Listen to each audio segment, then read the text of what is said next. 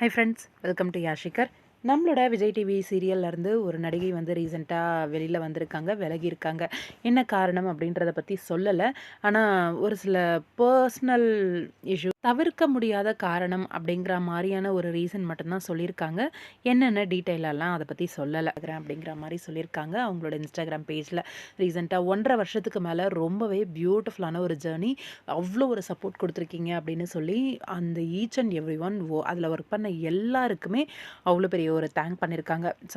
தாய் கிரியேஷன்ஸாக இருக்கட்டும், அதே மாதிரி டைரக்டர், கோ ஆர்டிஸ்ட் எல்லாருக்குமே ஒரு நன்றி சொல்லியிருக்காங்க. நம்மளோட நீ நான் காதல் நடிகை அஞ்சலி கேரக்டர் பண்ணவங்க. ஒரு சில தவிர்க்க முடியாத காரணத்தினால நான் சீரியலை விட்டு விலகிறேன் அப்படிங்கிற மாதிரியான ஒரு நோட் வந்து கொடுத்துருக்காங்க.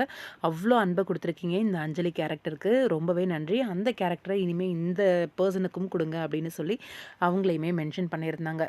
ஸ்வேதா இவங்க தான் வந்து இதுக்கப்புறம் அஞ்சலி கேரக்டர் பண்ண போகிறாங்க. இன்றைக்கி எபிசோட்லேயே இவங்க வந்து ரீப்ளேஸ்மெண்ட் ஆகிட்டாங்க. சீரியல் ரெகுலராக பார்க்குறவங்களா இருந்தீங்கன்னா உங்களுக்குமே தெரிஞ்சிருக்கும்.